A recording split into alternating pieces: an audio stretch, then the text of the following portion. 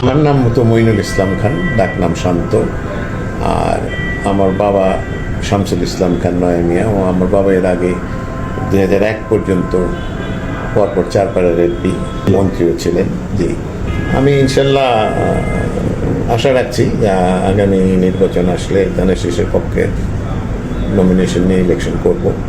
আমি তো এর আগে আমরা বিএনপি তো গত নির্বাচনে ছিল না 2024-এর, এর আগের 2018 নির্বাচনে আমি নির্বাচন করেছি, কিন্তু সেটা তো রাতের ইলেকশন হয়ে গেছে।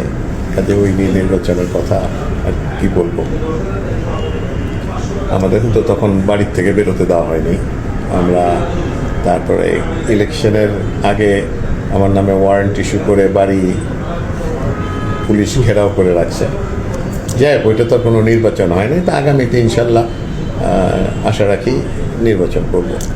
এই এলাকায় আমাদের মুভমেন্ট করতে দেওয়া হতো না। ধরেন আমি আমার কোনো কর্মীর বাড়িতে একটা যদি কোনো সোশ্যাল প্রোগ্রামেও যেতাম, আমাকে না পেয়ে পরে রাত্রিবেলা গিয়ে সেই রাতেই গিয়ে সেই বাড়িতে হানা দিত পুলিশ এবং আওয়ামী লীগের লোক, দিয়ে তাদেরকে বিভিন্ন জুলুম, বিভিন্ন কেস কাবাড়িতে ফেলে দিত।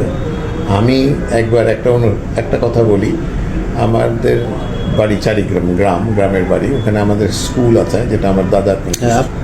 তো আমাদের ওই স্কুলটা আমার দাদার প্রতিষ্ঠিত এবং আমার বাবা মানে ওই স্কুলটাকে চালাতেন, ভালো একটা স্কুল। তো ওই স্কুলের একটা ইলেকশন ছিল, সেইখানে হেডমাস্টার সাহেব, যেহেতু আমরা প্রতিষ্ঠাতা পরিবারের সদস্য হিসেবে আমাকে ওই দিন ডেকেছিলেন। তা আমি গিয়েছি, হেডমাস্টার কথাবার্তা হলো, এই হলো। তো ওখান থেকে বের হয়েছি, স্কুলের এই ফাংশন শেষ করে বের হয়েছি। কিছু দূর আসার পরেই আমাকে প্রশাসন থেকে ফোন দিল যে আপনি কোথায় মিটিং করছেন? স্কুলে মিটিং।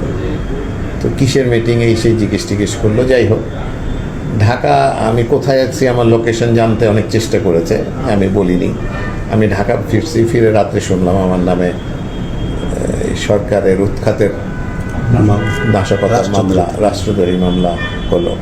তো এই তো মানে নির্যাতনের মানে আর কি বলবো, মানে যে কোনো সময় একজনের বাড়িতে গেলে তার নামে হয়ে যেত কেস।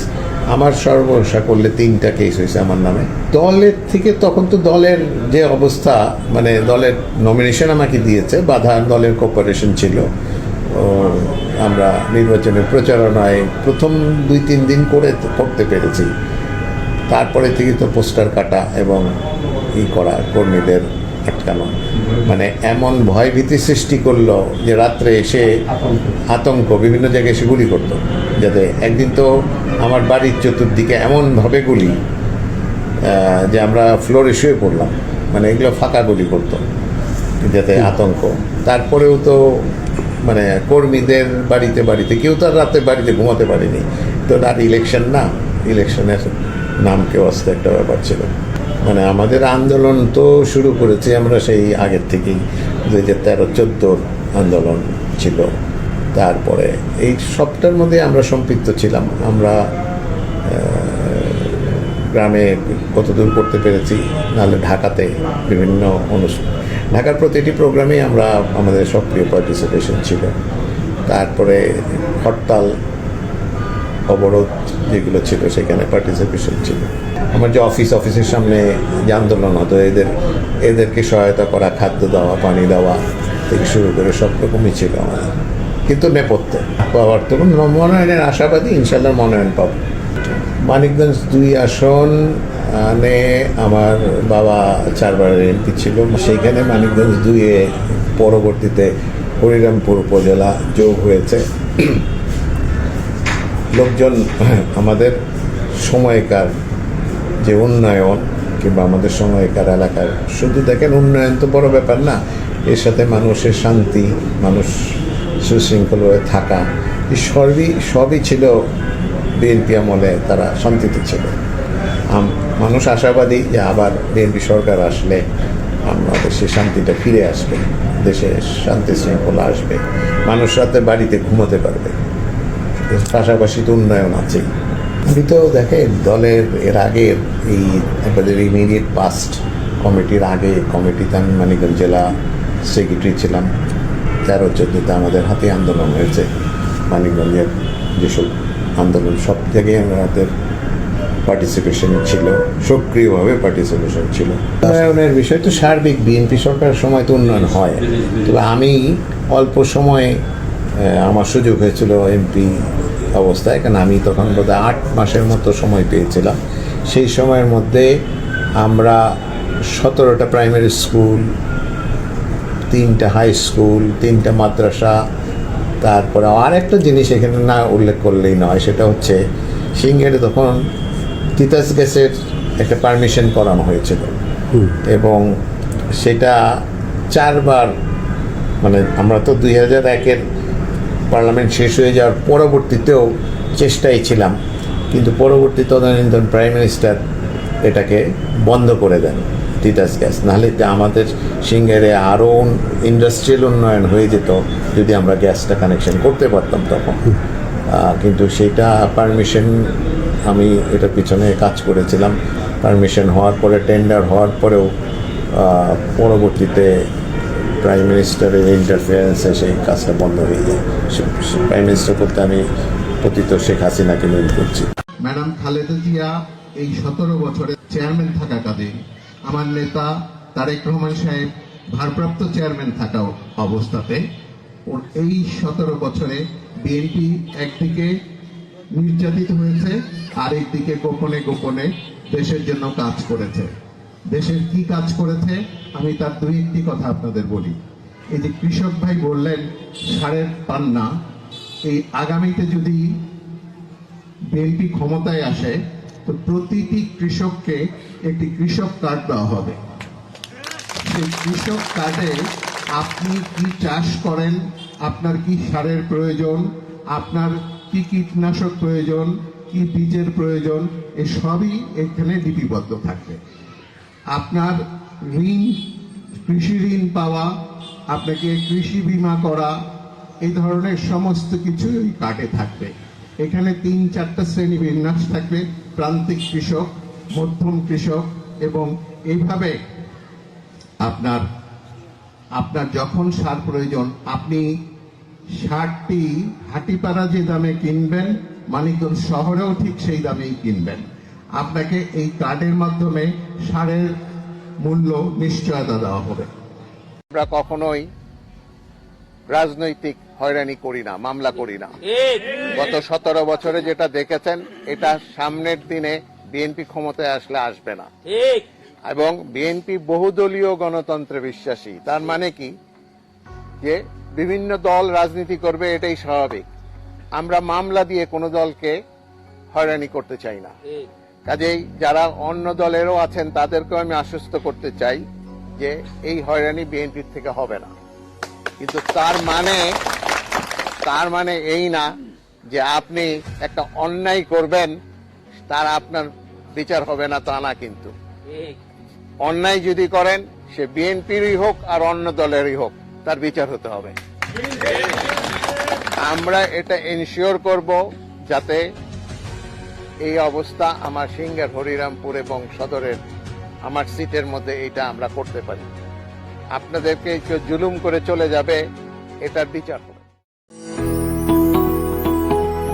জনগণের ভোটে নির্বাচিত হলে বিএনপির 180 দিনের কর্মপরিকল্পনা অনুযায়ী কৃষকদের জন্য চালু করা হবে অত্যাধুনিক ডিজিটাল আইডেন্টিটি কৃষক কার্ড। এর ফলে কৃষকদের অধিকার ও অবদানকে অফিসিয়ালি স্বীকৃতি দেওয়ার একটি আধুনিক প্ল্যাটফর্ম তৈরি হবে। সারা দেশের কৃষকদের এ সেবার আওতায় নিয়ে আসতে সরকারিভাবে ওয়েব ও মোবাইল অ্যাপের মাধ্যমে কৃষকদের কানেক্টেড করা হবে। যারা মাঠে পরিশ্রম করে দেশের খাদ্য নিরাপত্তা নিশ্চিত করছেন, তাদের সুবিধা, প্রণোদনা ও সহায়তা আরও দ্রুত, স্বচ্ছ ও সহজ হবে। কৃষক কার্ড হবে কৃষকদের অধিকার, স্বীকৃতি ও ক্ষমতায়নের প্রযুক্তি নির্ভর নতুন অধ্যায়। এই নির্বাচনে যাতে আমরা প্রত্যেকেই সকাল সকাল ভোট দিই, এবং ভোটের দিন আপনাকে এবার আইডি কার্ড ছাড়া কিন্তু ভোট দিতে পারবেন না। এই আইডি কার্ড থাকার কারণে এইবার যার ভোট তাকেই দিতে হবে। আমরা শুধু ধানের শীষের ক্ষমতায়নের জন্য এই সামনের নির্বাচন না, এই নির্বাচন আপনার নিজের ভোট নিজে দেওয়ার জন্য নির্বাচন। এই নির্বাচন গণতন্ত্রের জন্য নির্বাচন। এই নির্বাচনে ধানের শীষকে আপনাদের আবার ক্ষমতায় নেওয়ার নির্বাচন।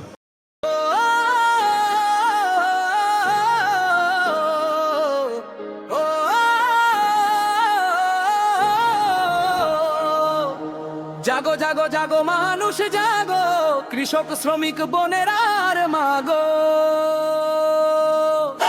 দিন বদলের দিন এসেছে, বর্গীরা সব পালিয়ে গেছে, গণতন্ত্র ফের এসেছে মোগো। জাগো জাগো জাগো মানুষ জাগো, কৃষক শ্রমিক বোনেরার মাগো।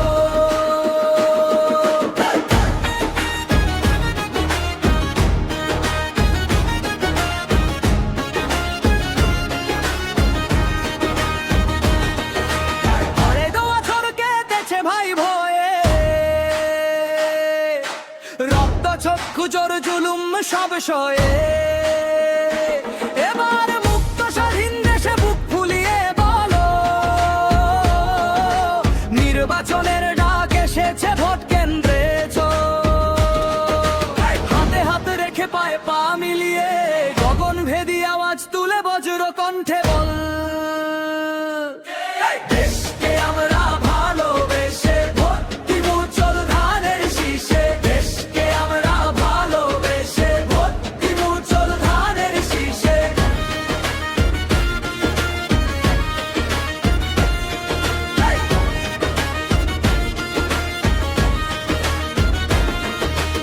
অনেক রক্ত গিয়েছে যে ঝরে, ভাবনা মা এমনি পরে পরে, দেশটাকে যে গড়তে হবে, নিজের পায়ে দাঁড়াতে হবে, আপন ভালো বুঝতে হবে, এখন নয় তো কবে। দেশকে আমরা ভালোবেসে ভোট দিব চল ধানের শীষে, দেশকে আমরা ভালোবেসে ভোট দিব চল ধানের শীষে।